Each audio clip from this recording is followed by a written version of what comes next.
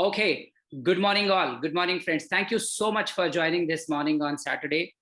First of all, thank you so much, Anand, for accepting my request on behalf of my CXO Forum.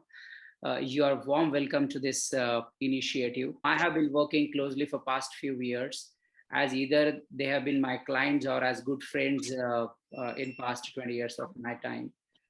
We thought, so Anand, this initiative of Sach Ke CXO Forum is born out of the need to connect with each other and learn from each other and together grow. So once a quarter, we're trying to see if we can get stalwarts in the industry, more successful leaders to come and interact with this forum, share their experiences, their learning, their experiments, and collectively we build a sort of a platform for all of us to share and learn. So very recently we had Atul Jain, CEO of TOCO from USA, interacting with his team a month back. Before that, Dr. Ganesh Natarajan was on the team for a couple of hours, similar session, interacted on scaling up in uncertain times on businesses. And I'm really happy and thankful to you for accepting this invite and sparing your couple of hours today. Anand, I would like to hand over this session. Today's format is, I want to invite Dhruva. Dhruva, thank you for connecting me to Anand, by the way. So, and that's why Anand is here today on our call. Dhruva is CEO and co-founder of a company called Geospoke. Okay. And I would like Dhruva to be a moderator of today's session. Some of the questions that we have collected from each one of you, you have sent certain questions to me in advance. I have passed on that to Dhruva, and Dhruva will decode, Anand's journey through those questions.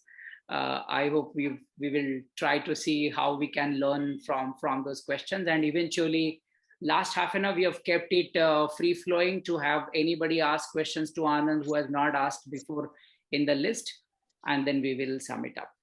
Okay. The format is going to be only question answer based on interaction, probably no PPTs or anything. Right. Over to you, Dhruva. Thank you so much, Anand. Once again, welcome on the book. Thanks, Sachin. Sorry, we're not able to hear Anand. I can hear you. Okay. I can hear you. You can hear me. I didn't say anything. Yes. Thank you. Thank you, Sachin, and welcome everybody. Thanks, Anand, again for joining us today. So I think just to kick things off, I think with the whole pandemic situation, the first thing we'd like you to maybe touch on is how are you doing today? What are the things you're working on, and more specifically, what has Persistent done during the pandemic last year? What kind of key challenges did you face, or how did you restructure, or did you do any kind of major changes in response? Maybe we can start with that. Okay, so first, thanks for inviting me. It's a pleasure to be here. I just want to keep this very informal and interactive, so feel free to interrupt or anything you would like to do. It's a small enough group that we can do that. Just to give you a little bit of context, so I moved off the CEO job in February 19, so roughly a year before the pandemic started. So I was not running as CEO by then, and I was already had moved to the chairman's role. So that was one. So the context is important to note. So what did we do during the pandemic, or how do you deal in these kinds of crises? So a couple of things I can give you ideas on, and I have been through this is the third such crisis that I have seen in my career. The first one was, it happened in 2001. We were relatively small, Y2K had ended, and the dot-com bust was there. And we had a lot of customers in that area. And that thing lasted for quite some time, so that transition. So that was the first time. And then again, during the 2007-8, when the financial crisis happened, again, that was the second time. And the third one was this one. So we have I've figured out that there is a way to respond to these things. And I'll give you a few ideas on what we did, and you can relate to them. The first thing is that when a crisis happens, right, you have to first make sure your employees are secure and they're willing to they feel comfortable with what's going on, and they are energized, and they feel like they are being cared about. So that is the first part that you need to do. And that is important, because otherwise people start to assume things, and they start to make conclusions which may not be entirely correct. So communicating with the employees very early on is very important. The second thing that you need to do is to do the same thing with customers, and go after customers very aggressively, and tell them that you are there for them, and you are willing to do whatever it takes to be success, to make sure we can ride and tide through this crisis together. A lot of times what we find is that life is tough. We tend to abandon customers, or say, well, I cannot afford to do this because of this or that. So we agreed to discounts, we agreed to reduce prices for short periods, all of that stuff. The only advice that I would give you while you are doing this is that when you work with, when you're trying to give discount to someone, you should try to give the discount to somebody as senior as you can. Okay, never give discounts to the guy who asks for it. So you should always give discounts to his boss's boss, basically. Meaning, if somebody on you who's working with you on a project says, hey, can we do this and that? You may want to do it, but you may want to do it while saying, okay, you first take me to your boss, or let me introduce me to your thing, and let me have that conversation, and then I will consider it, or something like that. The point is that you want them to carry that favor with them as high up in the organization as possible. So you have to do this discounting and all that, but that's fine. If you have to do it, you do it at the highest level possible. The third point I learned from this is that a lot of times what happened, and this was very clear for us in the 2001, is a lot of the customers we were working with, they all just kind of disappeared. Their business shut down. This is not the case in this times around as much for us, but this was definitely the case in 2001. So many of my customers just shut down. And we were running helter-skelter, saying, okay, who do we find now to replace these customers who are going away? And the market itself was very difficult. So going after new customers was even harder. So the thing that we did was we actually hugged and got very close to the customers who were leaving us as well. Because what is a customer at the end of it is the individual CEO of that company, or the leaders that you work with. So most of the people, while the company got shut down, they resurfaced somewhere else. And the fact that we had stayed with them during these tough times really helped us, because wherever they went, they took us along with them. And a lot of our business grew after that because they moved to something else.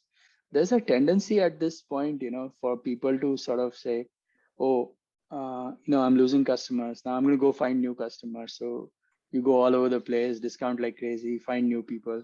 But it's very hard to find new customers, because when everybody is down in the market, nobody is ready to take a call from you to say, okay, nobody wants a salesman coming to them. So basically convert that sales calls into relationship calls, and work with the customers to say, okay, I'll give you a discount, give the discounts as high up as you can. And then focus on the individuals as much as you focus on the company. So don't just focus on the company saying, oh, the company is going out of business, so now I have to do something. Yeah, company is going out of business, but the people you work with are still people, and they will find somewhere else. So don't abandon them. You kind of work with them through the thing. And then a lot of the guys who you work with are looking for, how do I deal with this problem? I also have that problem. This problem is for both sides. So you got to tell your customer and think, I will help you be successful is the goal that you set up. Then they will take you wherever they go. So that's also another thing that I found to be very useful. Then so this is first was I told you that, communication is very important. Second was I told you how to deal with the customer side of the problem. The third thing is to use the opportunity to tune your skills or the organization skills. So you have some downtime, potentially some extra people available. You don't know exactly what to do. Some business has gone away. So just go aggressive on retraining and training at this time. So don't shortchange on training, because this is really where when the market opens up and when you resurface, you will resurface better if you have thought through it and are training and other stuff. Then finally, in terms of the financials, clearly workflow, this whole cash flow is very important. So we did offer, we basically cut people's salary for a few months because we weren't sure what might happen. But once things started to come back up, we were able to basically go back to the pre-cut levels of salaries. So that also something we did because everybody was asking for a discount. So you don't know how long it's going to last, how it's going to go. So you have to manage cash flows effectively, but keeping everybody in the loop, communicating aggressively with customers and employees and vendors and suppliers, all of those things became very important. Does it make sense? Any questions?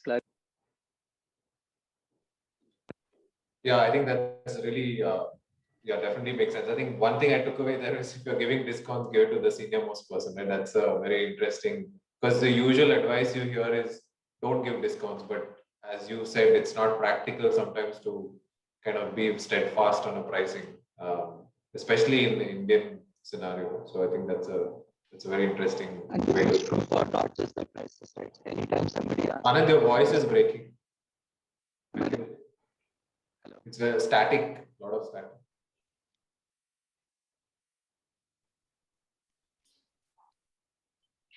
Can't hear you.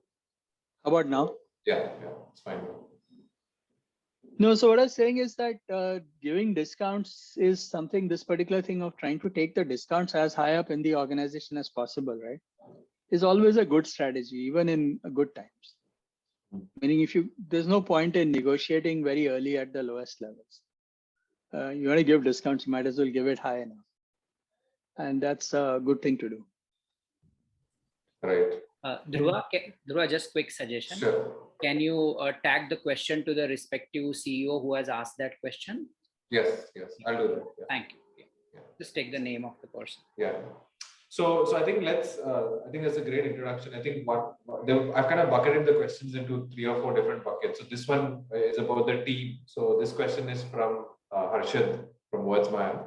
So the question is, how did you find the team which resonated with your vision when you were starting out? And how did you make sure they stayed long enough to follow that vision?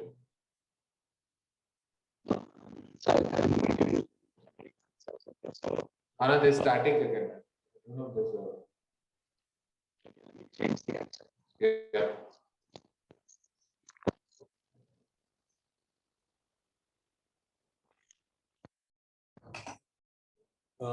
This, do you hear me? Yeah, it's clear. But let me go to the other one. So where I am, it is a little noisy. So how about now? Yeah, clear. No, so what I was saying is that, it's the mission, or basically what you're trying to do, you have to attract people. And if you are able to sort of explain your mission to the right side of people, then they just come to you, is sort of what I generally find. Things happen in the way that if you are able to articulate what you are trying to do and you are able to be very clear about what you are looking for, then finding people is much easier. And the other thing I would go on and say is that, as the company grows, you need different set of people at different levels of the growth of the company. So you should be willing to let people go if they can't scale with the business. So because somebody was there at the beginning doesn't mean they have to be there forever. So I somehow don't agree with the Infosys strategy of saying, oh, we are going to be rotation CEOs. Like, oh, come on, man, that doesn't work. Some people are better at it than others, and if some people should leave, that's not the end of the world. Every stage of the company needs different sets of people. And this goes to another very interesting context and concept that I think some of you guys need to really think very hard. And that is the separation between you, the individual, and the company. And you have to understand that you may be the founder of the company and you may be the owner of the company. But when you are the CEO of the company, you are the employee of the company, and you, the CEO, is different from you, the owner, and is different from the company. So the company needs the best CEO for the job. And if you are the person who is the best CEO, then that's great. You should be the CEO. But if you are not, then you may want to think about it. And the other way also, right? If the company needs a certain set of things to be done, when you are the CEO, you have to put the company's interest ahead of your own interest. So you may not want to do something. Say, I don't like doing this, that, or whatever. If you are the CEO, your job is to make sure that the company is successful, not you are successful. So and this conflict is something that I think, is worth thinking through this very carefully. Is you the owner, you the CEO, and the company. There are three different entities. Your job as CEO is to put the company's interest first. Okay, you as owner, of course, you should put your interest first. But if the company has to be successful, the CEO has to work for the company and not work for himself.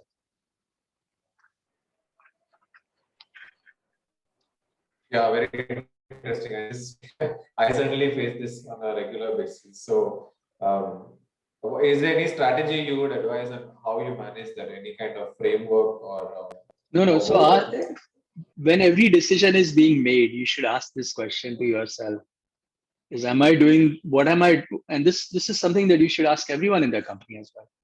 My choice is: am I making these choices in the best interests of the company? And as employees of the company, when you are working on the project or whatever else, you have to consider the best interests of the company first before you think of your own interests. And this is not easy to do, okay? Because you'll see situations where you'll say, oh, we all want to do this. That may not be best for the company. Let's say, let me give you an example. So let's say, and again, what does a company wants is a definition that you all decide anyway. But having decided, okay, this is what the company's thing is. And the CEO should be working for the company and not for himself. This is worth thinking about it. Meaning, this is not a trivial comment that I'm making. And all of you who are in that role where you are owner, CEO, and the company, you have to understand this very carefully. And you have to understand this for financial items as well. So the company has money, you as an owner has certain money and privileges and other things. And you as CEO have certain privileges and whatever else. And they are different. And they are all in different wallets, if you might want to call it. And they don't mix.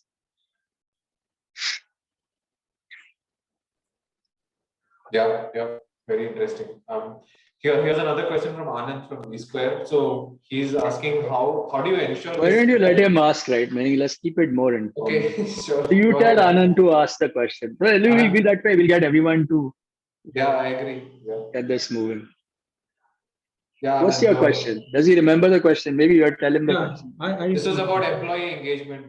Yeah, the question was how to ensure employee engagement in a startup environment during the initial growth years. That is the first question. Because you made is you were able to during this pandemic time reduce salaries. We are so small. If we do something like this, it poses a great risk, even if cash flow is not in tune. That is one part of it. But generally, ensuring employee engagement in the growth phase is very, very essential. And we would like to hear from you. I'll give you two things that are very important for employee engagement. The first thing is a common shared purpose. So everyone in the company needs to understand that this is a company's shared purpose. And what I said before actually relates to this. So the CEO has a different purpose, the company might have a different purpose, and the owner may have a different purpose. But every employee works for the company, including the CEO, and the company needs to have a common purpose that is visible transparently to everybody in the company. Very important to do that. That's the first thing. Okay? And that is very critical to understand that is what is happening. The second thing you have to understand is that employees are not working for the CEO or for the owner. They are working for the company. And people miss this. People think that, oh, the employees work for the CEO. They work for management. Nobody works for management. Management works for the company. Employees work for the company. All right. So when you are taking a salary cut, it's not that management is telling you to take a salary cut. The company needs you to take a salary. There's a subtle difference, But it's very important to sort of see that difference. Because if you don't see it that way, then you will misrepresent it in meetings and other places. Right. So it's not, employees don't work for management. Employee works for the company, management also works for the company. And the company's interests are what you know, and what company does is transparently visible to the employees and the management. So there's no such thing as management and company. The owner is outside of this. Okay, owner is something different. Owner doesn't work for the company. Owner owns the company. Okay, but that's different. And you may be the same person. Okay, the same person may be owner, CEO, and employee, and whatever. But it's important to play that role very carefully. So that's very interesting and important to think that all employees really work for the company. So does the management work for the company. So all the stuff that you're doing together is for the interests of the company. And there is a shared purpose, shared mission, shared goals, and shared understanding of the financials of the company to everyone that needs to know. And that is an important aspect of saying that this is the company, this is the company's situation, and this is what it is.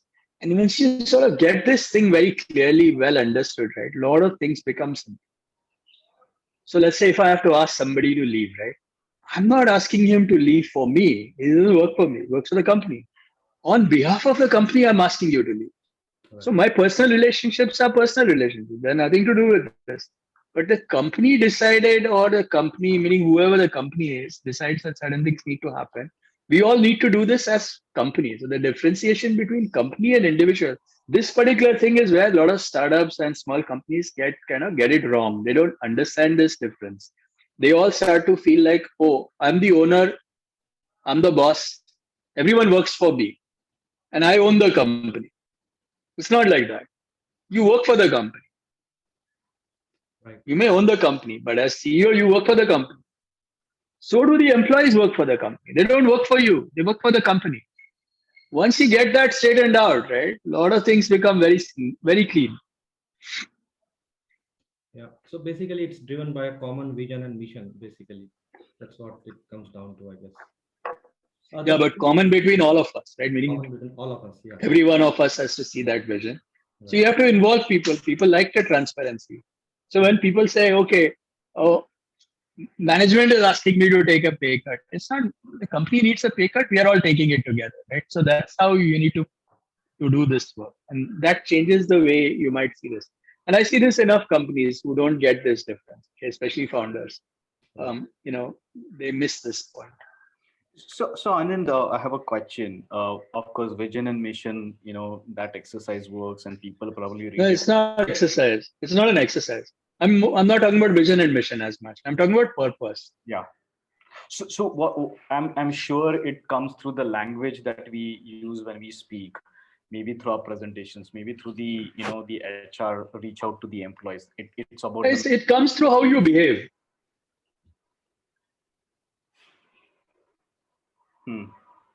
So what you write, you may not write anything at all. But in a startup, right, all the people who are in the startup need to understand why they are here. Why do they come to work every day?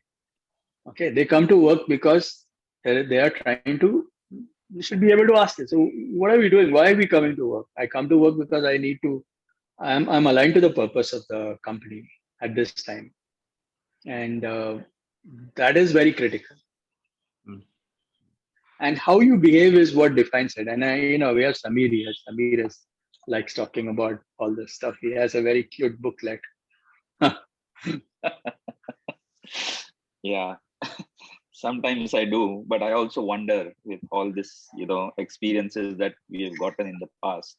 One of the, behavior traits and I've watched Anand very closely, and I always wonder, Anand, there are two traits that stand up when anybody works with you. One is humility, and other is total calmness. I mean, I've not seen you.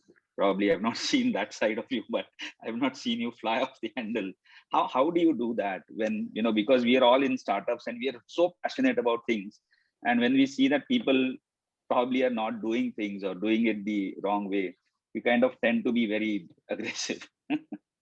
How do you maintain? No. So I think again, I'll get I don't know if maybe it's how I'm built. Okay, and maybe that's pretty much how it is. But I'll give you a related point that Professor Phatak, who is my guru, sort of, he wrote a very nice letter to me when I was going through a bunch of fights with certain things. I'll share the contents of that very briefly with you. So his point is very interesting. He says that, and this sort of comes into various sort of philosophically very interesting point.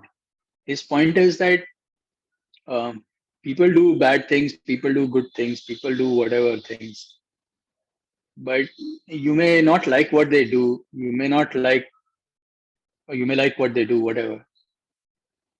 But that doesn't mean that, and everyone does some good things, some bad things. But you need to separate the things they do from them. So the funda is that, if I like the person or I don't like the person, it's not personal. Personal, what it is. When I'm criticizing someone, I'm not criticizing the person, I'm criticizing his actions. So I don't like what he's doing, and I'm going to tell you that I don't like what you're doing. I'm not telling you that I don't like you, right? So I'm not barfing at you, I'm barfing at your actions. And once you are able to keep that, and it's very hard to do this, okay, so I'm not saying that it's easy to do, but if you get to that situation where you are able to separate out, what you're telling somebody versus telling what he's doing, right? And that might change the way you look at it. So it just helps in keeping everybody moving, because you're not criticizing individuals, you're criticizing the things they do, both ways, or commending on saying, hey, you did a great job. And I still like you, but I don't like these things that you do. So that separation helps. Dhruv, I don't want to mess your script. Okay? No, that's okay. So I I think this is much more. No, but you can keep it moving. Yeah, sure. So I think maybe one more question on sort of the team, which I've also been grappling with, is this whole bubble of high salaries. I mean, Sachin, we were talking about it the other day. I know we've spoken about it as well, Anand. So how would you, as a small growing startup, deal with this bubble that you're seeing with we are seeing with really grossly high salaries for skills that you would have paid less than 1/10 even 2 years ago? What kind of things would you suggest that we could look at? So again, as they say, right, there is a certain up to a certain limit both ways, meaning if you're paying below market, of course nobody's going to work with you. What is market can have a variety, and there's a range to which people may be willing to take a lower salary for other benefits. But if you cross that threshold, then money, at least for younger people at that level that you are recruiting, money definitely drives how people move today. And that is going to remain a problem forever, and that's not going to change. So what can you do to the best of what you can do? 2-3 things. One is to create excitement that is not financially related. Second, basically, when you have someone working for you, if they look out, they will find a better job at I wouldn't say better job, but they'll get a higher priced job. So the key is to kind of work with them in a model that they don't look at all. Why do people look at other jobs? Well, of course, people get poached, but in general, most of the time, if some recruiter calls you, you are likely to say, hey, chhod yaar, I don't have time with you right now. Mera kaam chal raha hai, don't very hassle me. It's not like everybody wants to get up every morning and say, okay, I'm going to look for a job. We're not that keen on doing it. So the small irritants, right, that you might create, a manager being a pain in the ass. So all of these triggers are things that kind of drive people to look. And when somebody is willing and open to looking, they are more likely to find higher paying jobs. So that is another part of it. So first is, you have to really create a mission, purpose, all of that stuff. Now, the two other ideas that I have are, one is that move out of the bigger cities, go to smaller towns or other places that may be other ways. hire people who are fresh and undergrads, junior people. We are likely to get them at cheaper prices. The other thing is share equity with people. There is another way to get people to come in. Another strategy that I have found to be very useful is that give bonuses on project completion rather than on annual things. That works quite well actually. People like the fact that okay, at least I'll stay till the end of the project. People, it's kind of very screwed up, but people do worry a lot about how much money they are leaving behind on the table rather than worrying about what they're getting. Take that to your advantage, everyone says that यार if I leave now मेरा 5,000 रुपए का नुकसान हो जाएगा. But if you stay on for another 2 months, for मेरा 5,000 रुपए मिल जाएगा. Maybe somebody is offering you 10,000 more, but that 5,000 rupees you don't want to let go. Right? So that's just a thing that you can do. So I found to be very useful. We have done this in multiple cases, is to sort of put bonuses on project completion rather than on annual bonuses. So do a project related. I'm going to throw a little bit of a broader perspective on this. I believe that we are heading to a world of gig economy. Two things are going to happen. One is that people will work for themselves and people will do many things at the same time. So you will have to figure out a model where you are paying for work, not for being there. And this is going to come from smaller businesses first. So if you are able to create a model where you say, hey, I have this project and here's a deal for the project. For the duration of this project, I will pay you or this activity, however you want to parcel it. I'll give you a fixed plus variable. At the end of this, you'll get a bonus. And I'm expecting you to potentially leave after that. But I'm such a good guy and you'll see what else is coming in the future that you would want to work with me on my next gig as well. This is how movies are made. You finish the movie, you get clear off all the bills, and then you make a new movie. And people will do, with people working from home, you have no idea if they are working for you alone or they're working for two other things at the same time.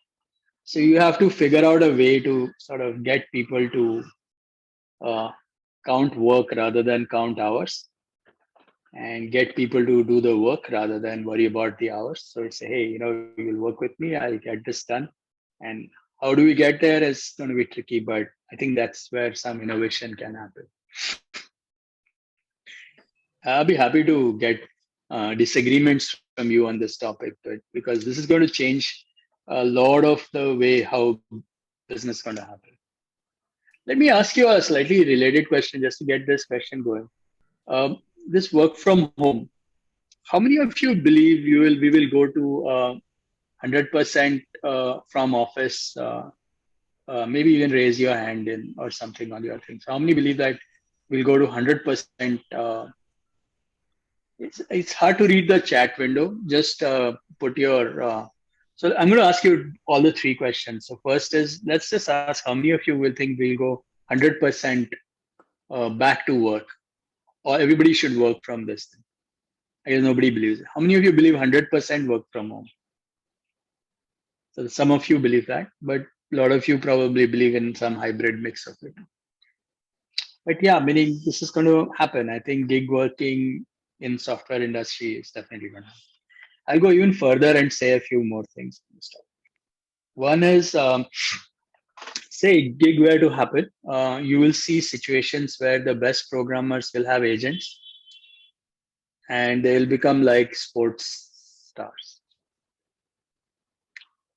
And they will demand premium and they will quote unquote gig themselves to the highest bidder on an ongoing basis. The second part of this, which could be interesting, is that so then they're going to be working from anywhere and all of that. So the consequence of this is if we are able to figure out how to measure people's work and pay them for work, and we are able to qualify and pick people on the basis of their capabilities and skills, this whole campus, college, all that might disappear. You might go hire the best people you need for the project at the time you need them, get the work done and dissolve the team or let the team go. So it's pretty catastrophic in terms of how you could run the team like this, but I do suspect this can come up. Okay, so this is the kinds of skills that we'll have to build out to say, okay, how do you get people to think and go on? And these projects can go on much longer, but conceptually, people will look at saying, okay, fine, I'm done now. What's next? And all that. So this is another thing that might happen, and that might change things as to how that might happen. And this might help people to work from anywhere, because if I'm looking at work rather than my hours, I might figure out a way to work from anywhere. So you're suggesting an IPL kind of a model, right? Almost. Yeah. Another interesting consequence of this, which I've been telling people internally at Persistent and everywhere, is that, hey, you are responsible for your own career, and don't ask companies to be responsible for your career. The companies cannot take responsibility for your career. So don't come to me after 5 years, say, oh, company didn't give me training on this and that. It's not my problem. You go figure it out. I'll train you because I need you to be trained, not because of you. So if you think you need to do a management course and you want to take a 3-month Harvard advanced management program, go do it. Don't ask me. It's for you. Go do it. I encourage you to do it. You pay for it. It's your investment in your life and your career. And it's time we all start thinking like that. So, Dhruva, slightly off the topic, I have a sales question. If you want me to ask. Yeah, can you pause that? Bala, is there a related question you have? Yes. Dhruva, I have a related question to Anand sir. Sure.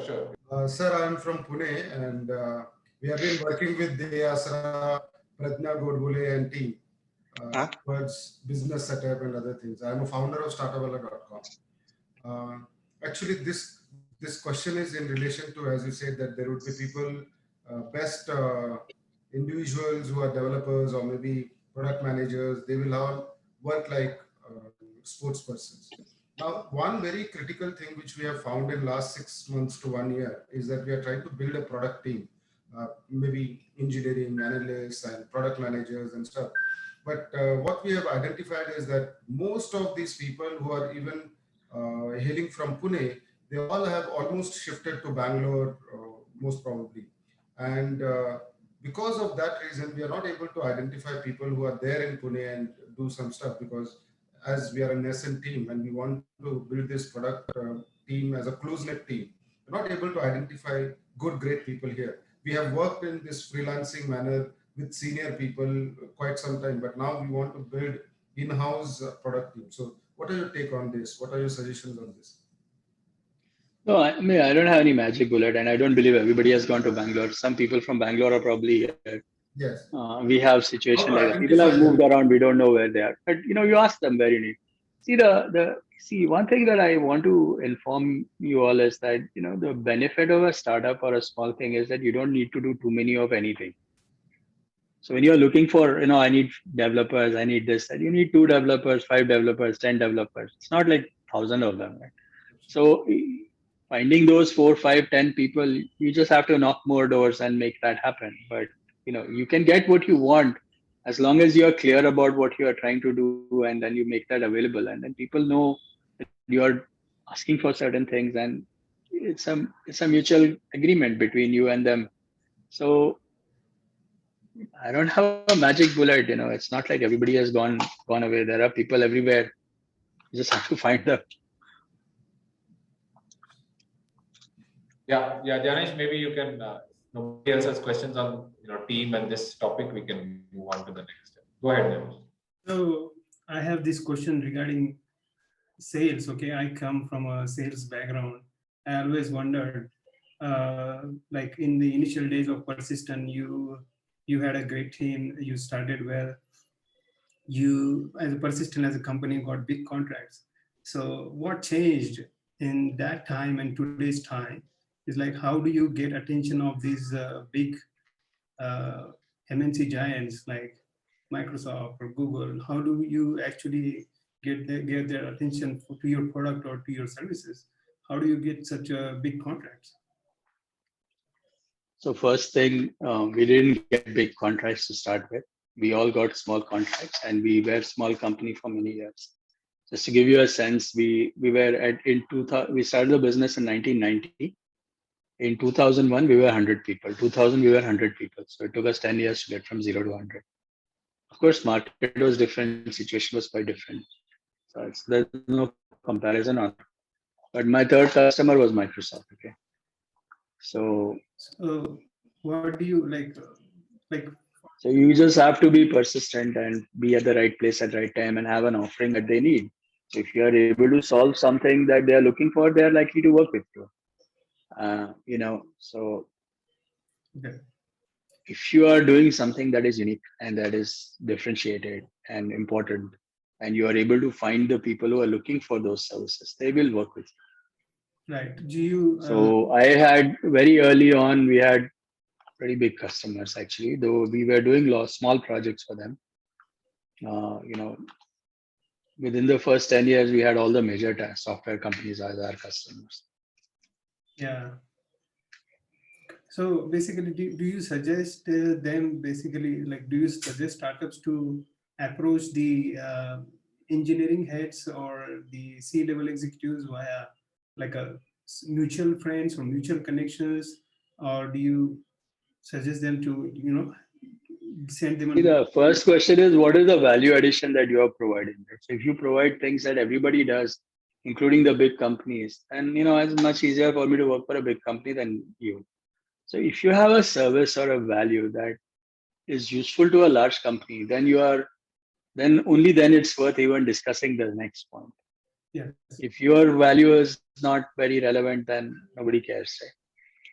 Right? If you're providing a Me Too service, then it's very hard to go to large companies if you're a small business.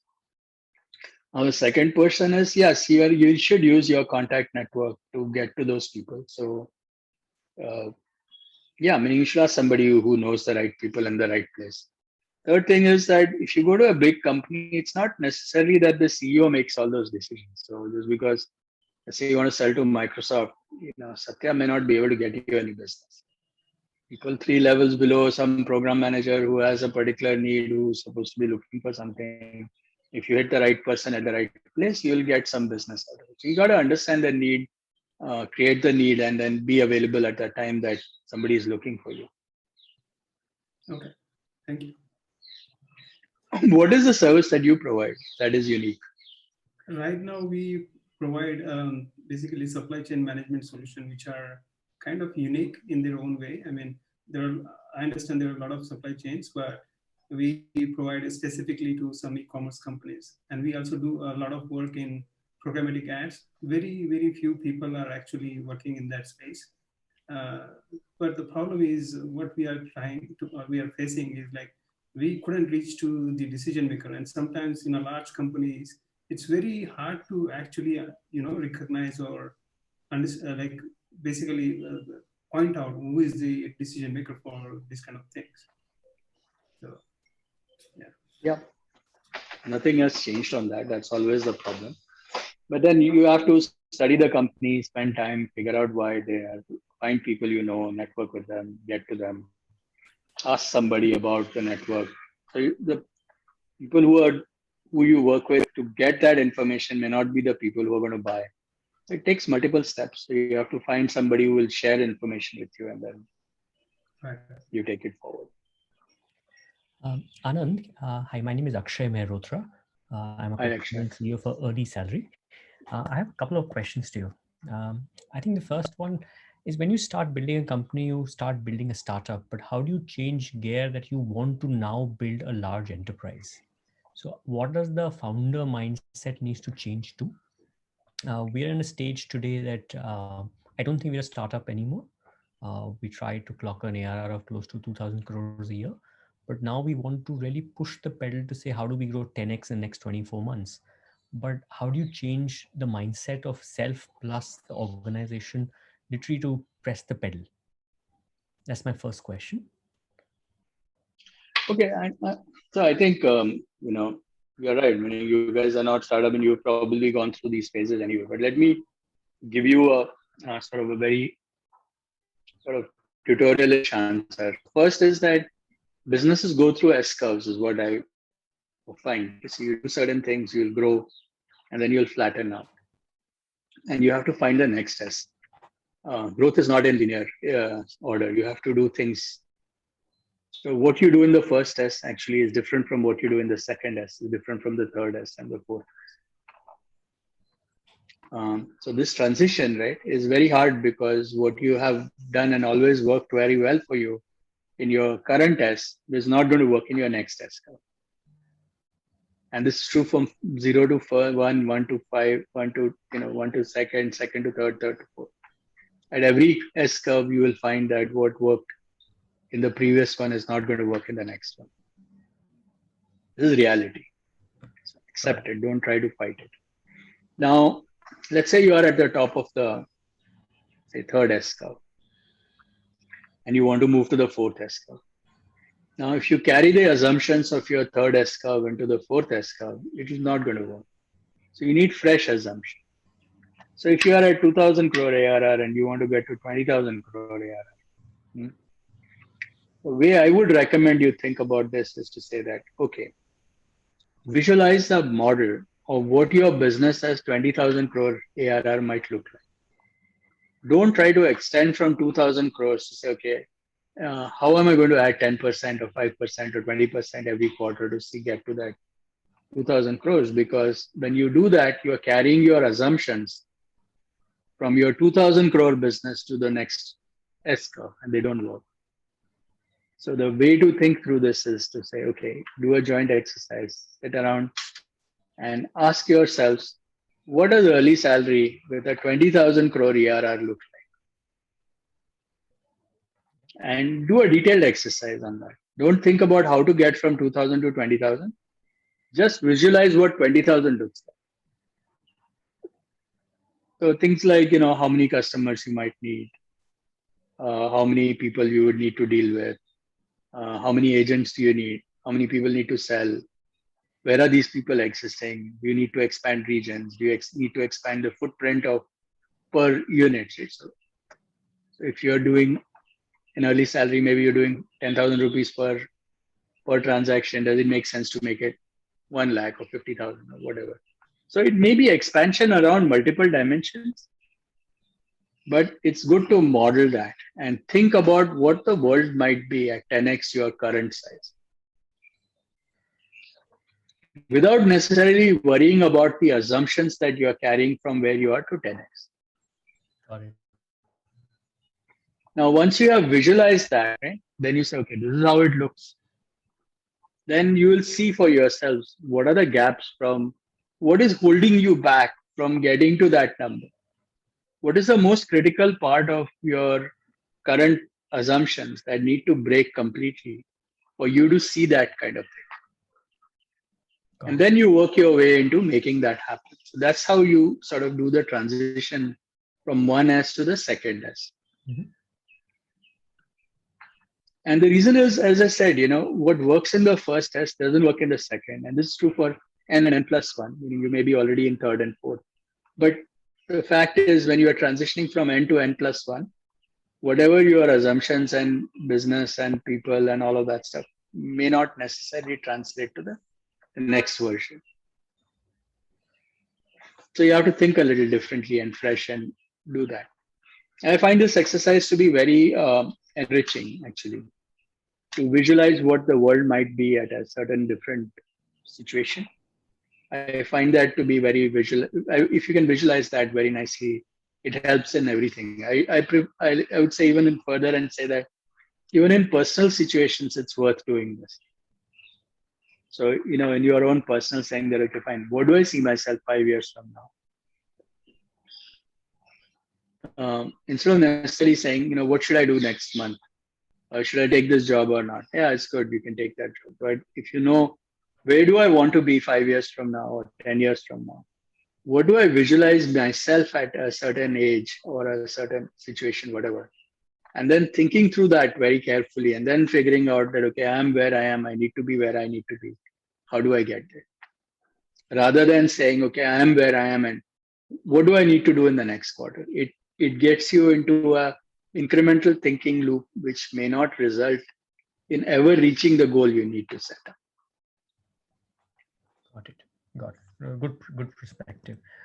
My second question is actually very linked to technologies. I think today we build a tech-enabled business, right? The business enabled by tech, but there's a need to now become a tech company also, or a tech product company also, because otherwise you never end up becoming great tech.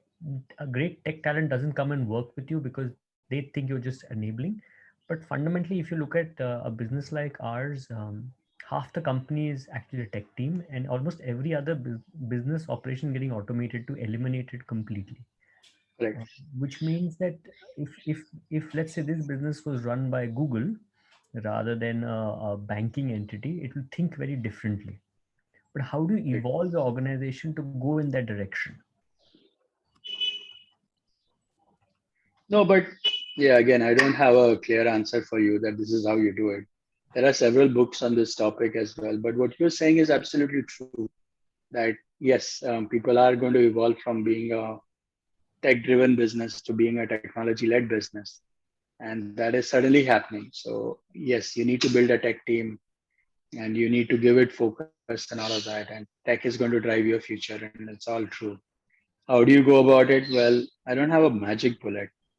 But the first thing to do is to start by one, having somebody in your founding team who sees that, okay, I'm a tech company. I have somebody who's a tech partner, who's willing to take that responsibility to say, okay, I'm driving tech and tech is important for me.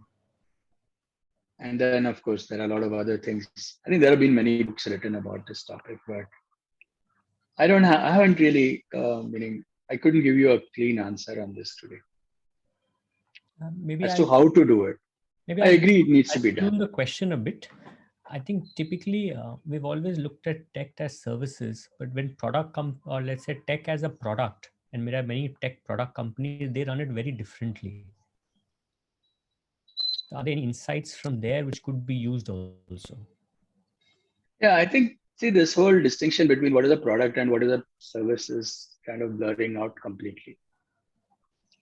People who are selling services are productizing them, and people who are products are becoming a service. So I think this, what is a product and what is a service, is a very futile, I mean, it's a waste of time discussion in a way. I would take a little bit of a Zen position on this and say, does it matter? Is that really significant?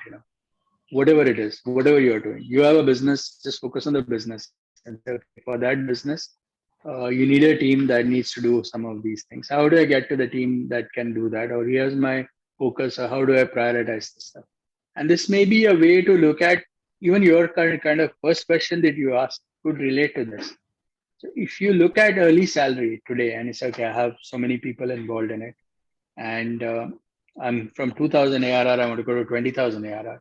If it needs 10 times the number of people, you might realize that that is not very tractable, may not work out. So you might say, no, I cannot just 10x everything, the number of people I have in the company. I have to figure out better efficiency, and I need tech to take over so that I only add 3x the people but get 10x the revenue.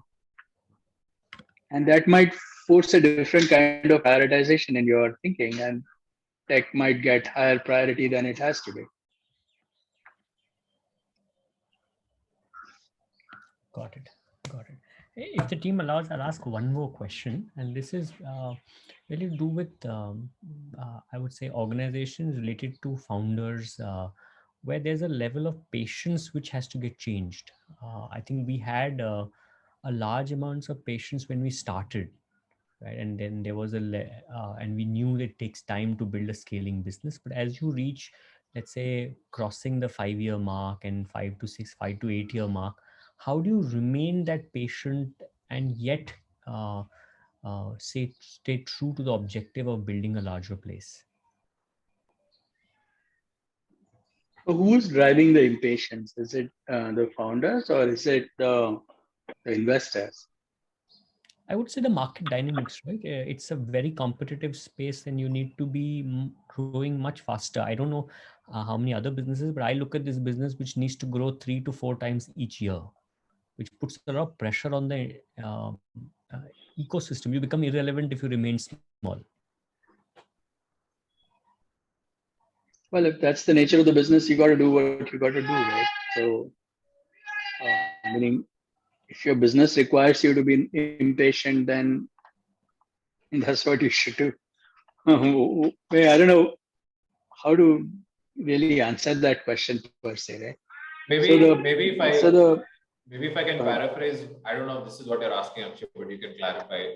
But sometimes this is referred to, are you talking about some sort of fatigue or some sort of repeatability that you're getting tired with, or is it something different? And I know, Anand, we spoke a little bit about founders fatigue last time, maybe something that you can touch on, in terms of once you get beyond the 5-year mark, how do you kind of keep that momentum and that energy going? I think that's also one way of putting it. Maybe it's also a good starting point. Yeah, meaning again, that's one part. There are two. So let me suggest a few things. Maybe they're relevant. We can discuss this amongst the group as well. So first is that sometimes some of the founder fatigue can also do with financial items, right? So sometimes you kind of feel like, oh, I've not been taking any salary, or hey, I need to find a way to. Everyone is expecting that whatever valuation has gone up, but personally, I have not benefited from it. But taking some money out, if possible, is another way to sort of say, okay, at least the impatience of whether I have generated any wealth, at least some of it can be put off the table at that point. That's one way to think about it.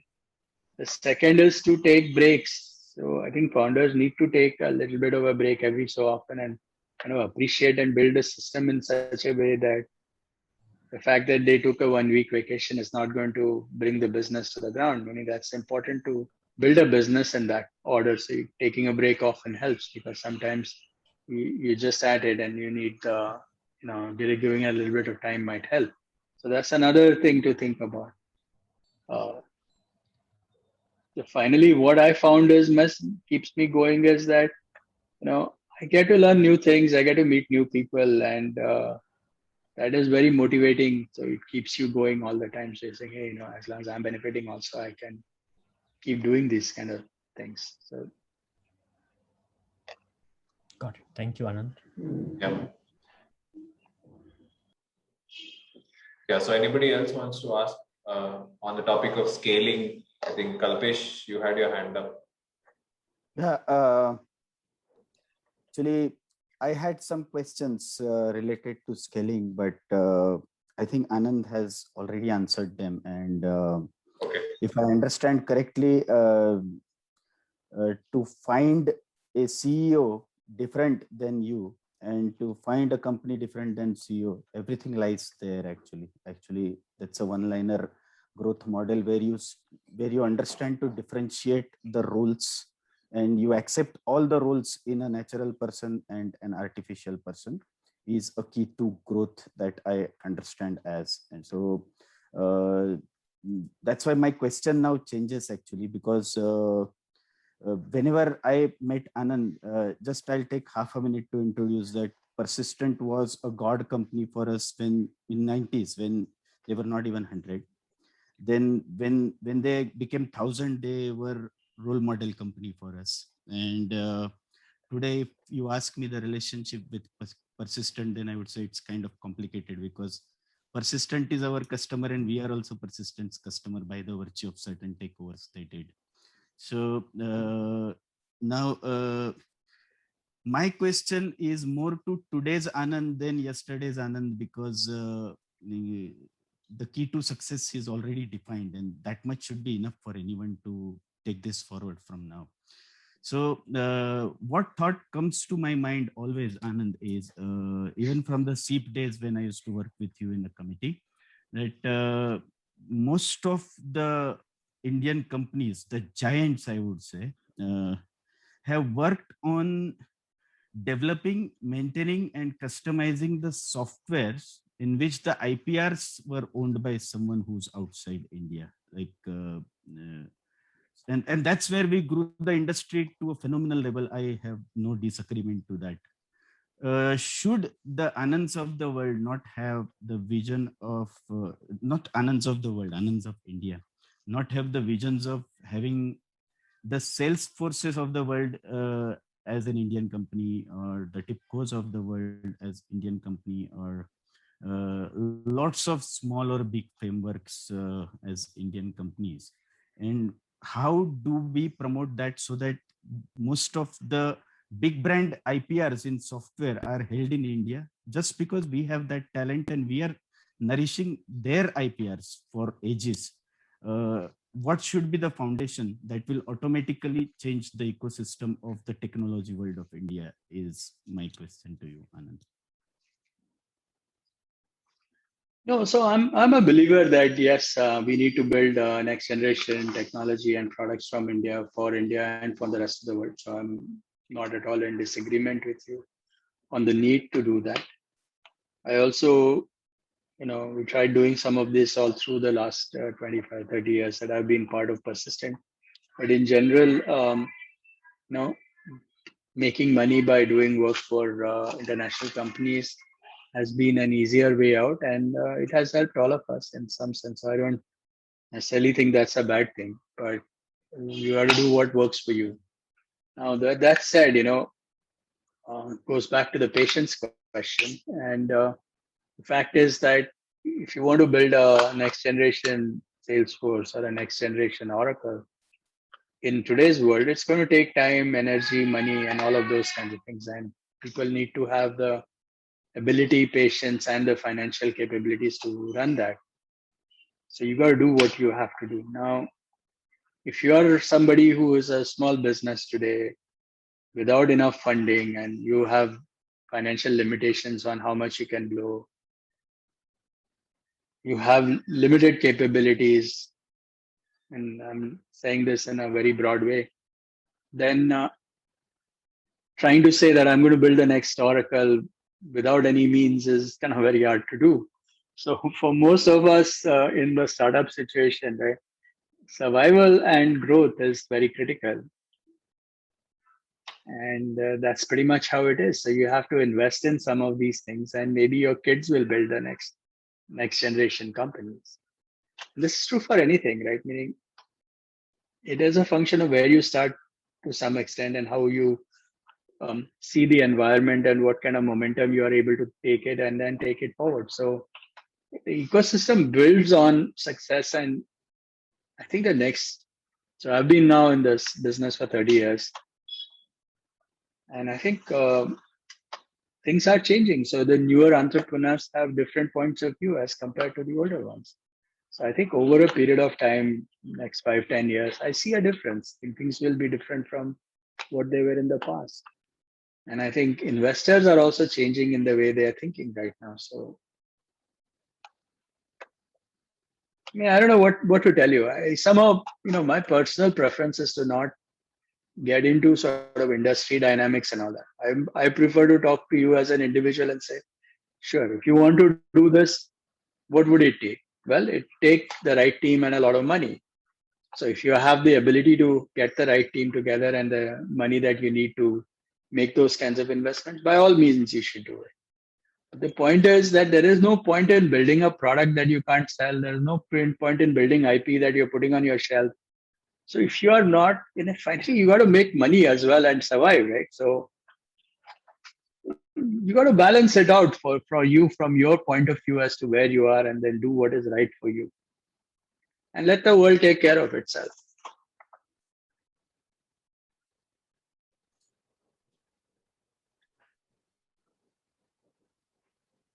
Yeah, I mean, this is something that we grapple with. I think it's an existential question, but I think you're right. You've got to look at what you're doing day to day. On that note, I think Sriram, you had a question on day to day. Maybe you want to ask that question.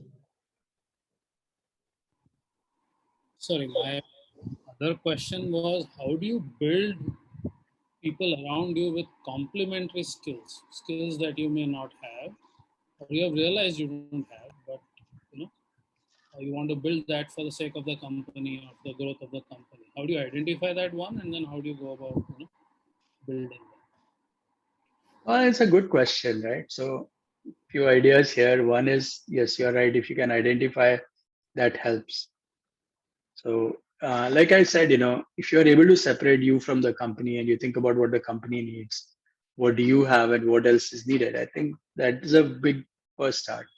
The second thing is that one is to hire diversity. So hire people who have different skills so that when you're looking for complementary skills, you are bringing in people who have complementary skills. So that's the other thing you can do. Third thing is to give responsibility to people. So a lot of us don't know what else we are asked to do something. Someone trusts us and gives us the mantle to go run with it. We are more likely to um, acquire those complementary skills as well. So that's another thing that you can think about.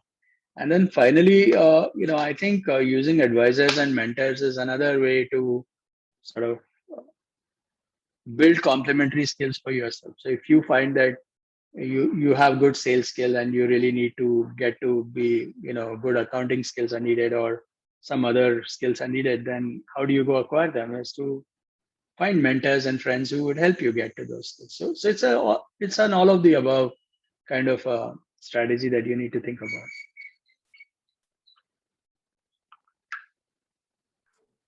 I don't know if anybody else wants to add anything as to how you did it in your own business. It's meant to be a discussion. So.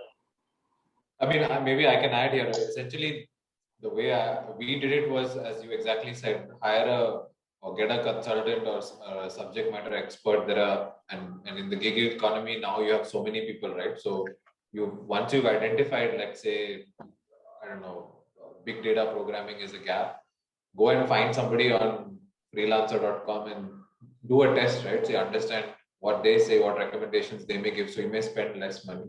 Once you've understood that that's actually something that you should be investing in, then you can even ask them to help interview. We've done this, right? We've hired a freelancer to help us interview for positions because we don't have that expertise to judge whether somebody's fit for the job or not. And we pay them for doing that interview. So I think these are the kind of ideas that we've used in the past. Yeah, so my question was slightly more strategic than getting a consultant or a programmer in, but yeah, I get the point. The other important question talking about the S curves is we have to constantly innovate, not just in tech, but probably in business models, financial models, various other things as well to get it to the next S curve. So what are the things that one needs to look at for it to be a complete 360-degree view? Because a lot of us are focused on tech because we are technologists by heart, but that is not going to solve all of your assumptions or wrong assumptions. Like how to get into a new market, tech is not going to solve it. It's going to only aid it. You still need to have feet on the ground or knowledge of that country or specific area on the ground. So what are the things that you think you did in Persistent or elsewhere to look at it more holistically?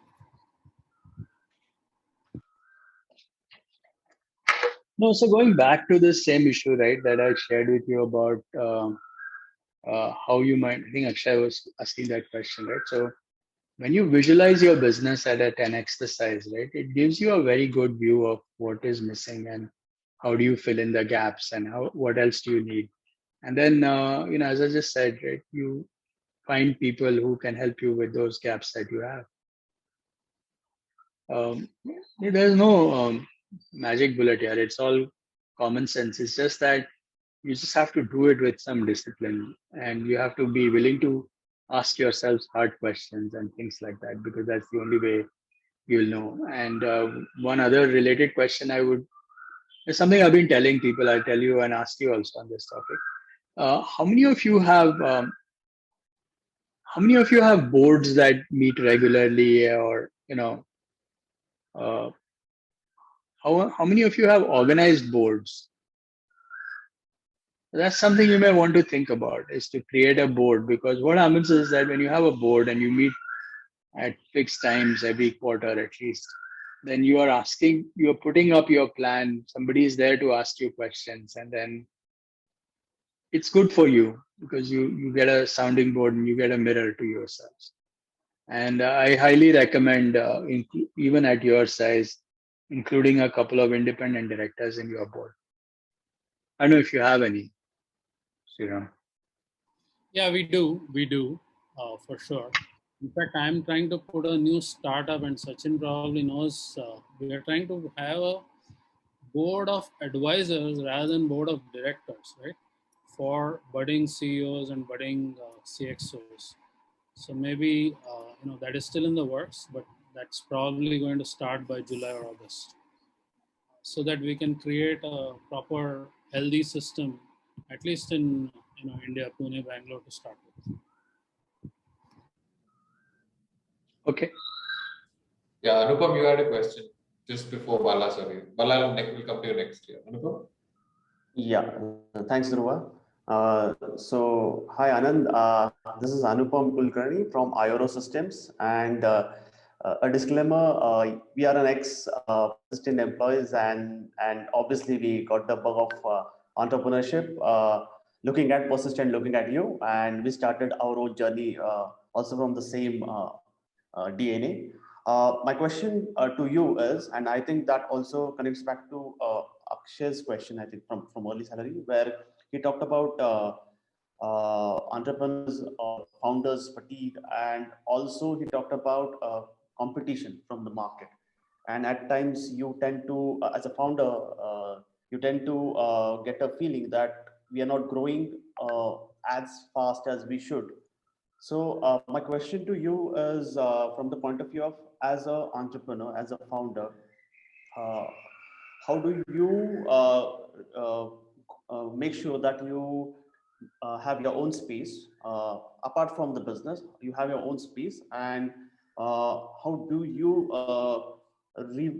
maybe revisit or re-energize yourself and evolve at your personal capacity when all the other things around you are maybe not that smooth, or there's pressure coming from the market or internal company as well?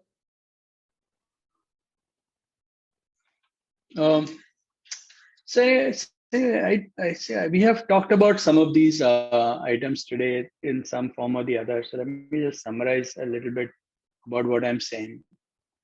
See, what happens is when you're at the top of the S curve, some of the problems that you will see are to do with fatigue. Feels like things are not moving and all of that stuff. When there's growth and everybody is growing very rapidly, you don't feel it that way. You see that, okay, things are moving and you keep adding on, and you sort of get. So when you have like very straight line, straight up growth, you know that it's about execution and the model is working, and you just keep adding more of whatever you need to get to that growth. When you sort of tend to flatten out at the top of your S curve, that's when you start to feel like, oh, all this is becoming tough. I'm not sure, despite my efforts, my growth rate is not at the same rate as it used to be. And this happens at every time you are at the top of the curve. And the only way out, of course, is to find the next curve. So, do that exercise, think what 10x is, and then go back and build out your next S curve and see where you might be headed. And that's really what you need to do in that sense. And there is no other nice way to kind of explain this. And now, when do you see that top of the S curve is not the same for every business? Every business, different businesses will see different top of the S curve at different points. But, broadly 10 CR will get you one such. So I find 0 to 1 crore is one threshold. 1 crore to 10 crores, you'll see a different momentum, but then 10 crore onwards, it's a little tricky. And one of the transitions that happen from 10 to 100 is that the founder needs to learn that it's not he alone doing things. It is he getting things done from other people and having partners and having colleagues and all of that stuff. And that's the main transition that the founder needs to do between the first and the second. It's hard. It's not easy. But that's, unless you are able to make that transition, you will be stuck running the day-to-day forever. Thank you for that. Yeah, Bala, please. Yeah. So now I have a little broader question, which also delves into the ecosystem which we have in a city like Pune. I'm sure that most of the audience here is from Pune. And we see how Bangalore today is like a technology capital of India. And very rightly, they have put their efforts, and it has naturally also happened, or leaders like Infosys and TCS and other people getting into Bangalore as a capital. Now, you are a torchbearer for Pune. I mean, you are one of the people, I mean, whom we all look up to for. Just can I take one? Yeah, let me take this call and I'll come back to you. Hello.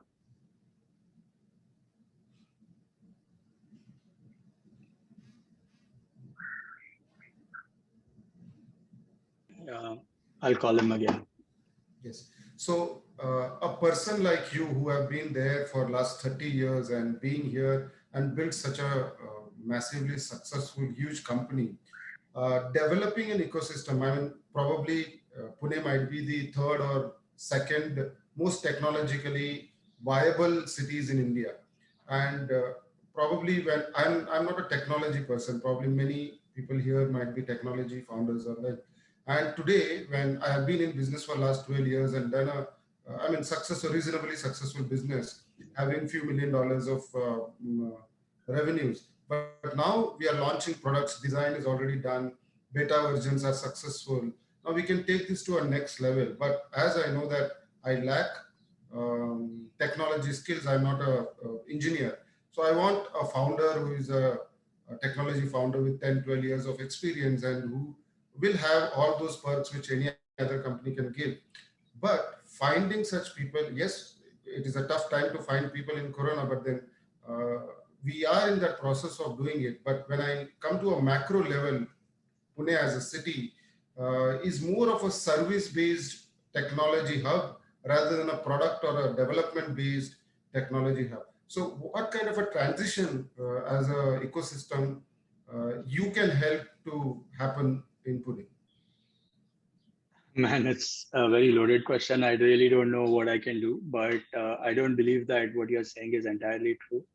You have all kinds of people, and you just need two people, you'll find them. It's like we have a lot of people in the city, so I don't know what to tell you. There are 75 to 100 startups, product-based companies just in on Baner belt. So, things have changed, but yeah. Yeah, I mean, and you need two people and you'll be able to find them. And if you find another way to deal with it is to go acquire a company. So just acquire someone who is kind of starting out, and maybe that's a way to go about it. In terms of what I should do, I'm not thinking Pune anymore, man. I don't care about Pune that much anymore. I'm thinking global. I'm thinking of solving world hunger rather than worry about Pune's ecosystem. To me, it's, there are enough people who will worry about Pune's ecosystem. I'm not worried about it.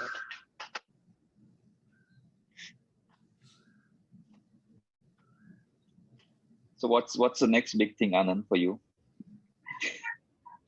No, so I'm doing many things, right? So I have this whole Dayastra Foundation work I'm trying to work on, which is kind of very, I'm really passionate about trying to create jobs at scale, and I want to really make that grow significantly. And I think it can solve real hunger for people, and real lifestyles can change. And I'm really focused on that. There are many associated things around that as to how do you help people get credit? How do you help people become more efficient? How do you help businesses scale? So I'm looking at that, but I'm not looking at this at Pune level. I want to do this globally, first with India and then go global on that. So I'm really focused on that. I'm trying to focus a lot. So I have 3 areas in which I'm thinking about personally right now. One is around entrepreneurship. In the entrepreneurship side, I have 2 basic programs. One is this whole Dayastra Foundation stuff, and the other one is the second orbit stuff, which is sort of what we are talking about right now. We have a model, and I've done this at many places, but we are helping people who are sort of stuck in the top of the first orbit to get to the second orbit. And what I shared with you is from some of the work that we have done in that area. And I've been working with Purvar quite a bit on that. And that's one area. That's my entrepreneurship work. The second area that I'm looking at in a big way is I think this whole thing that I mentioned, which is again related, the gig economy is going to happen. People need to be continuous learners. So how would education change in this context? So I'm working very closely with colleges and universities and trying to convince people that they need to look at So let me give you from their point of view. What I'm telling colleges is that this whole concept that you get 18-year-olds and you train them for 4 years or 6 years or 8 years or whatever, depending on your undergrad, PG, UG, and then they go and work. That concept is broken now, man. There is no such thing as that. People have to continuously be learning.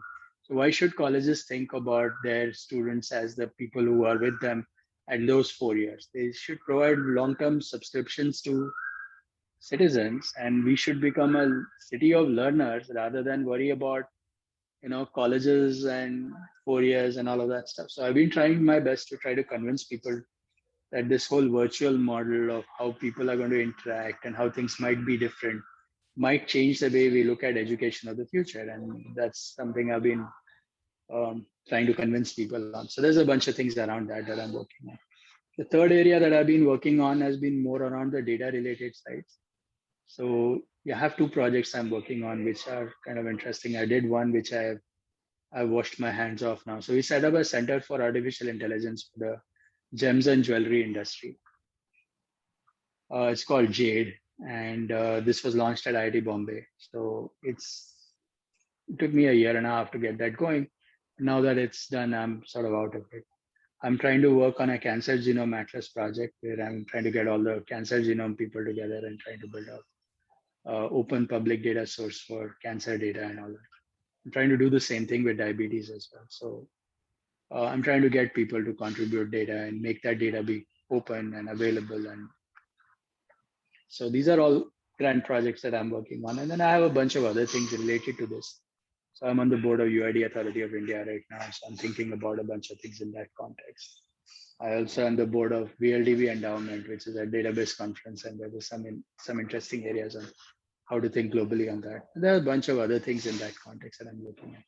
But for me right now, I'm not thinking Pune and eco and IT industry, that's enough people who can deal with that. I'm not worried about it.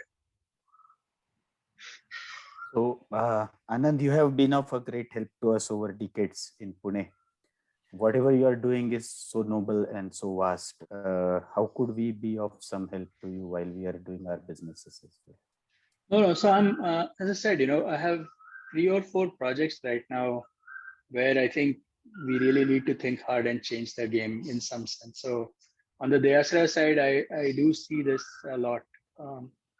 And I'm really passionate about this. And if any help I can get, I can take and I can use it. It's very hard for people to use part-time help or suggestions and all that, but we are open to ideas in this one. So I would take any help I can get. This is a problem that's going to last for a lifetime. And I'll tell you what I'm trying to work on. I'm trying to help.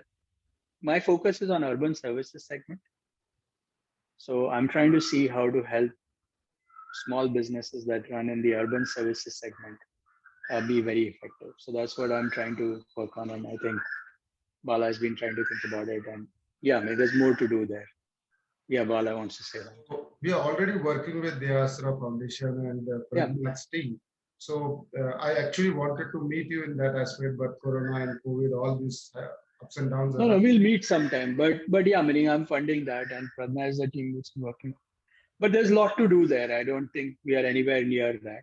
There's a credit-related issue as well. How do you make sure that these small businesses get the money that they need to grow their business? And so I've been thinking a little bit about, how to address that problem. So that's one side. On the cancer data, DNA, all the genomic stuff, again, there's a lot of interesting things going on. I don't need that many people per se to work on that problem because, it's a problem of a different kind. It's going to move slowly. I do need funding. So I'm trying to collect about 25 crores of philanthropy money, which I feel I'll collect. But if you want to help me on that, I'll take any money I can get. But that's the other part. And then on the diabetes side, I think there is still some interesting opportunities, but I'm still a little early in the game to tell you exactly what help I need. That said, I am involved in many other projects with the chamber, for example. So I'm the vice president this time on the Maratha Chamber of Commerce, Industries and Agriculture.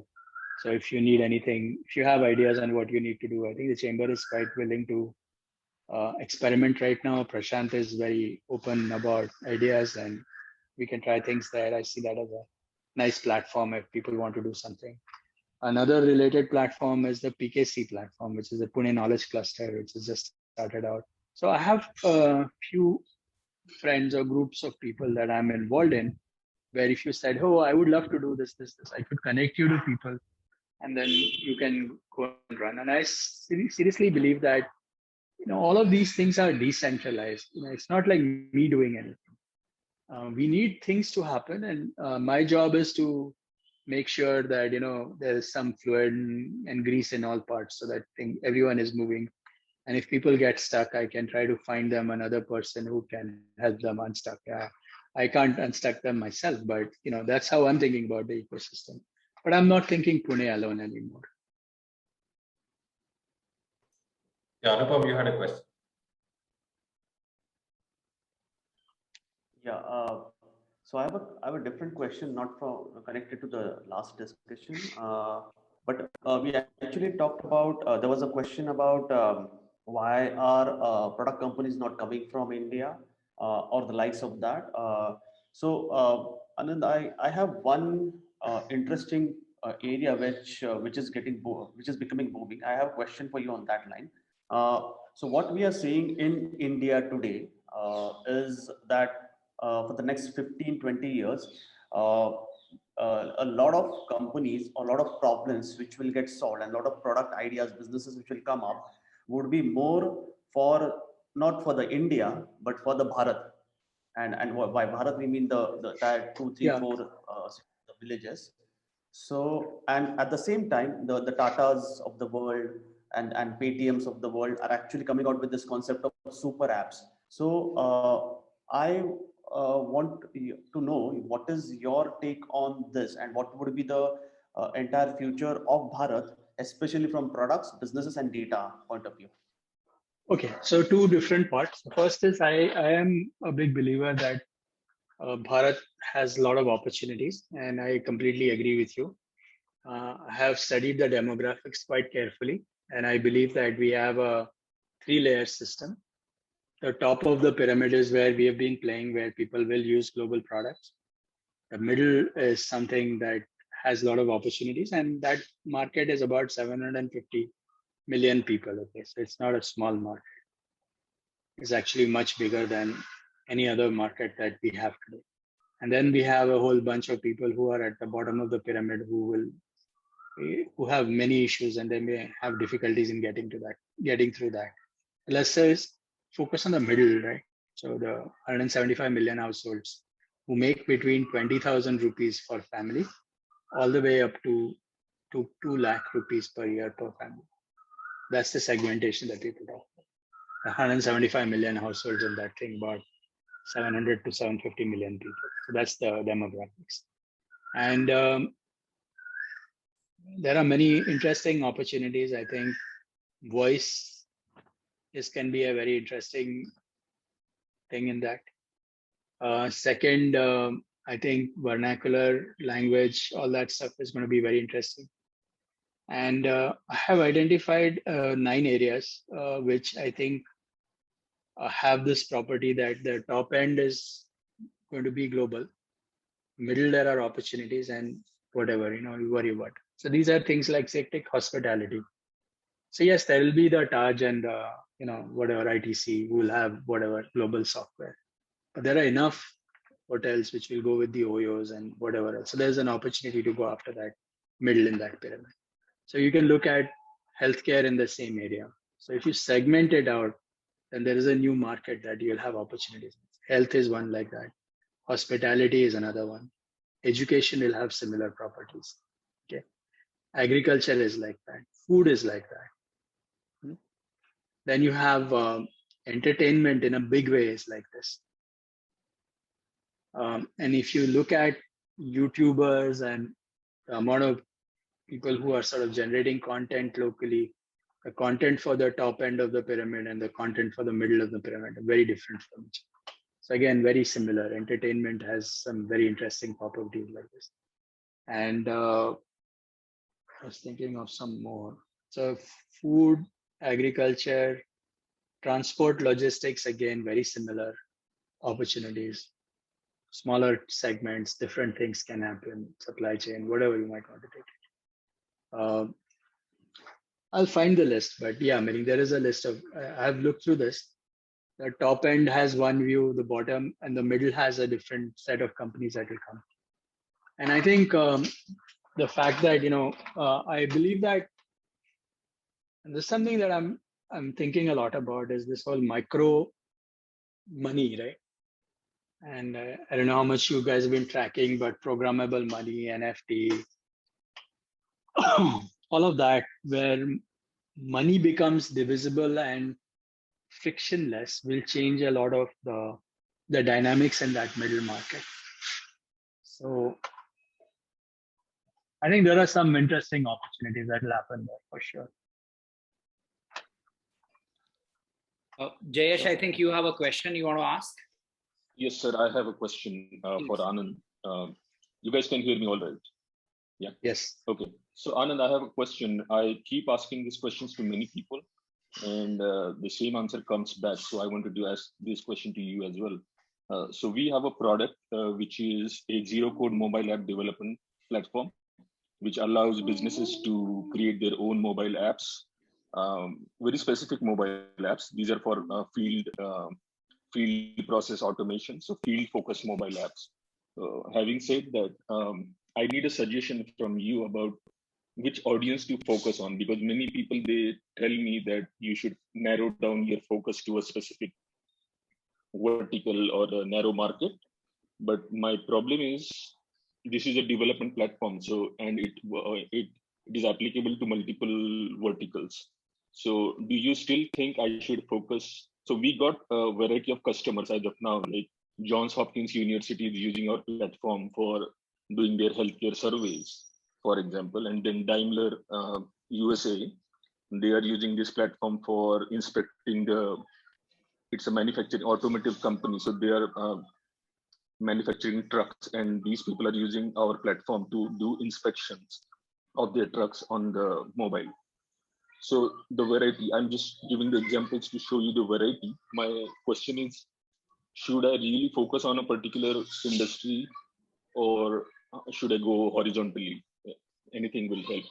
Yeah, so my recommendation to you would be to not worry about who the user is, but think about the sales channel. Your challenge is not the product, your challenge is who's going to buy it, and how do you get buyers to understand that your product is useful to them.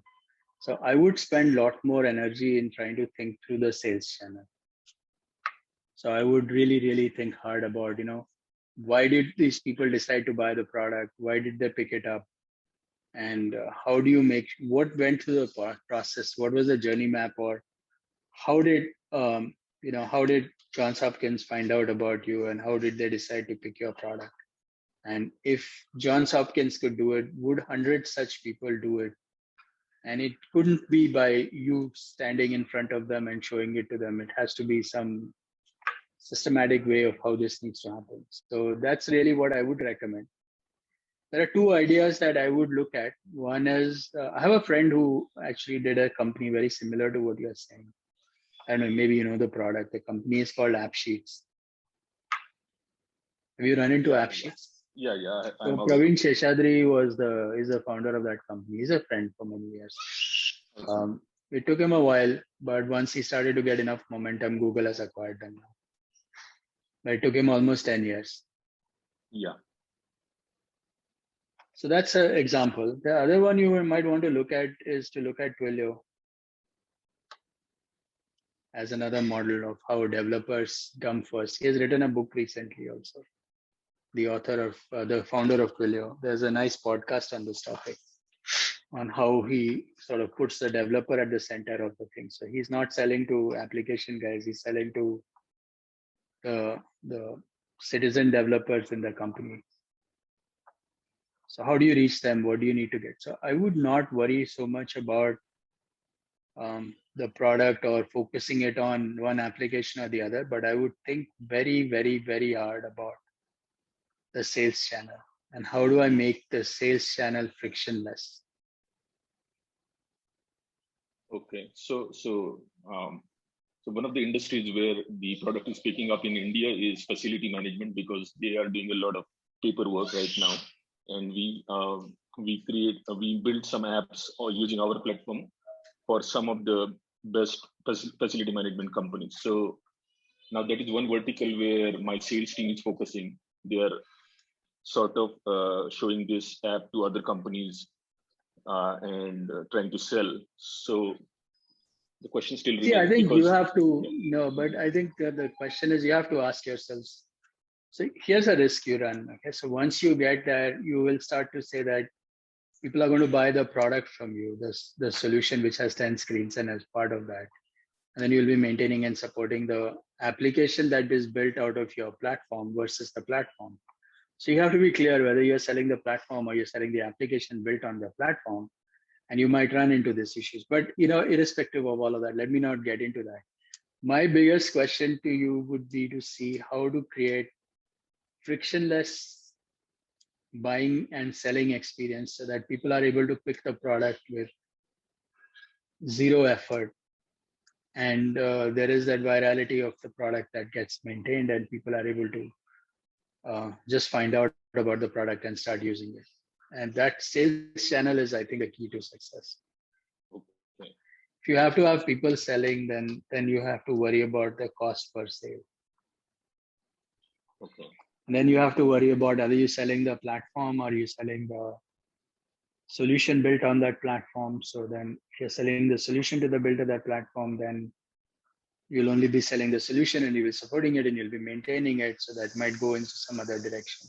So I'm not able to say what is the right thing to do right now because I don't know enough, but I would very aggressively look at why people buy, how do people buy, how do I get more people to buy?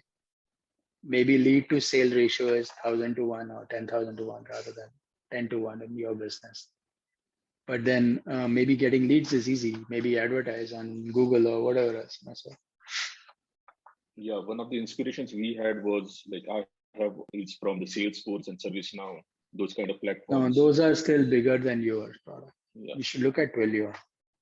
Yeah, so maybe sell situation APIs. is, yeah, at a smaller scale, the situation is similar in the sense that we also have some customers who are using our platform and building their apps, and some customers who don't care about the platform. They're just using the mobile apps. And yeah, so basically these two, and there is no clear idea or clear road ahead for us. So that's where I'm stuck right now. Your recommendation is still to focus on one of these, right? No, I'm not suggesting any particular focus. I'm suggesting focus on the process of how people are buying stuff from your product. Why are people buying your product? And what is the process of getting from you to the customer? Understand that like perfectly. Okay. And then think about how to scale that. Okay. So think very hard as to why do people buy that product? Why did they buy your product? What else could they have bought somewhere else? How did they find out about your product?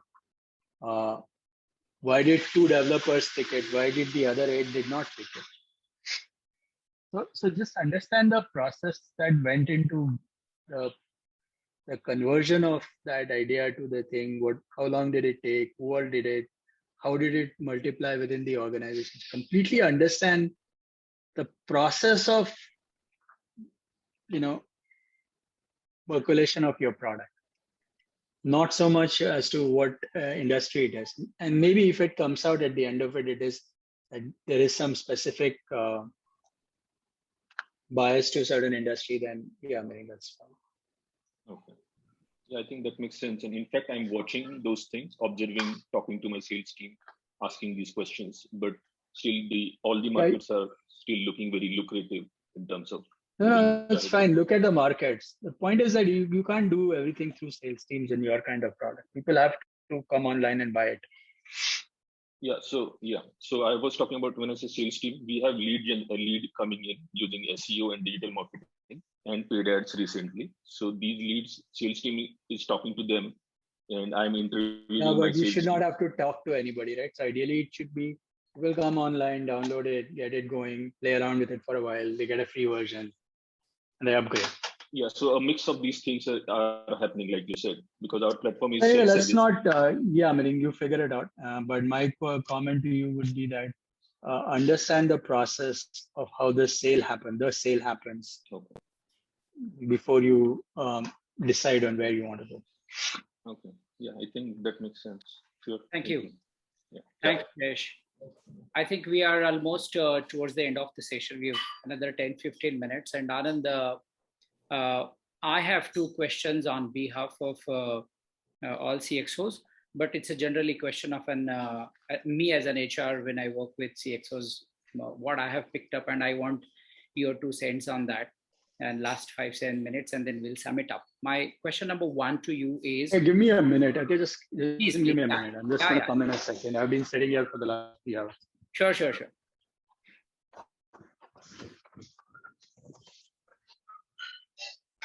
Guys, I hope you're enjoying this conversation. Anupam, you are first time on our group. Yeah. No, it's definitely excellent session, and so there's 4 pages which I've written down for my own learning. Kya baat hai, wow. Very good. So Satil, as we discussed in the morning, I was supposed to be there for 30 minutes, but this particular question and answer, I mean, all the founders who have been here, correct, they're so focused, they're so, I mean, they pinpointed in asking questions. And Anand sir, I mean, I was thinking that he comes from a service background. The answer which he gave now, as far as product is concerned, how that sales happens. I mean, this comes from product managers, and this comes from people who are on the ground, Yeah. So I think this session has been like, we did not even realize that 2 hours or 1.5 hours is already passed. So a great session. Dhruva, you and Sachin have nailed it. Thank you so much for bringing Anand sir on. I didn't do anything. My pleasure, and let's thank Dhruva as well for that. Okay, so Anand is back. Anand, I'll promise you will not exceed 1 because long 2 hours for us. Really, thank you so much. My question number 1 is, when you grew in last 30 years as a leader and as a CEO of the company that you started, while the organization grown one side, how did you make sure that you are upgrading yourself as your skills as a CEO or as a leader of the company? One is your own upgrade, your own scale up, and in terms of leadership skills, in terms of managing people, business skills, sales, so on and so forth. So multi-dimensional, holistic self-growth as a CEO, what efforts you took consciously, and what are your tips for this group? How should they scale up their self, not business? Yeah. So I think, I think these are important things. And I think it's important for people to also appreciate that they need to keep scaling as you go along. So this is something that needs to happen. And 2 things I think are important. One is to realize what you don't know and then decide which ones you really need to know and which ones you just need to know enough and find someone else to do that job. So you have to also accept that you don't have to know everything. That's not realistic. You have to understand that, there are certain skills that I'll know enough about, but I'm going to go to experts and let them do their job. So I need to delegate to them and let them do things that they are good at. On the other hand, I need to keep my skill stuff going in a certain set of areas. So I need to go do this. So how do I do this is that, I usually write things down quite a bit. So I usually have mind maps that I build out in terms of where, as I said earlier already, that I mentioned to you on a personal level also, you need to ask yourselves this question as to say, okay, I'm where I am right now, 5 years from now, where do I want to be and what do I see myself? And then you can get a sense of what is missing from where you are to where you need to go. So how do you acquire those skills? The way I have to acquire skills is that typically I read a little bit, get some understanding, go through some stuff online. Then I find people who are potentially quote unquote experts or accessible to me, who can clear my doubts or exams, So let's say I want to find out about finance or whatever. So I'll make certain reading of my own, get to a particular point, collect my questions, and then go find someone who I can grab and say, hey, can you please make sure I'm thinking right and I'm not missing anything and all of that. And then you do this iteratively over a period of time. You get good at doing this and you can then try things out. So yeah, I mean, you have to always learn, but a lot of times you need to know what you are trying to learn. So you have to create these things like the next few months, I'm going to get focus on this area or that area, because otherwise it becomes very overwhelming. So I have so many things I don't know. It comes in both ways. So sometimes you get to a stage that, oh, I know everything now, I don't need to know anything, or like you get into that mode. Or the other side, you get into a mode as I know nothing and there's so many things I don't know. Where do I start? And you get very overwhelmed by that. So I think first knowing what you don't know is good. Identifying that of those things I don't know, not everything is you're ever going to know. So forget about it. Pick those 2-3 things that you can improve on and then see where you need to go and keep moving. But having a target and a goal that is written down is always very useful.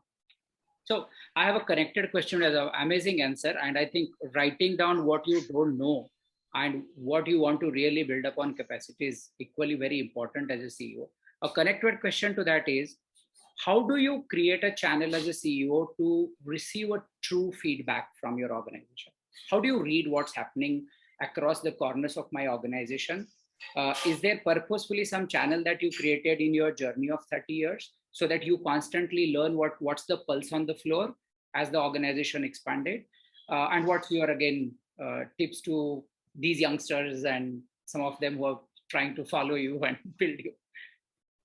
No, again, on our side, it's not like I've had other people in the company who have been more involved in those aspects of the company than me. I have been more on the sales side of the business. So I've been looking at more on the tech trends and what's happening on the customer side. And I have not necessarily been spending as much time with deliberately trying to look at the HR issues. There are other people in the company who do that. They tell me what's going on and I believe them. Leave it at that. But that's pretty much how I operate on this stuff. But I've been more interested on the customer side, sales side. What are the problems on the customer side and execution, technology? So those are the areas that I've been looking at. HR and people issues are not my. I have not spent that much time on building my personal network on that. I do the obvious things. This was from the beginning, or now you're saying? No, I've always been in that mode. I've been more focused on the sales side and the outside and the inside. Okay.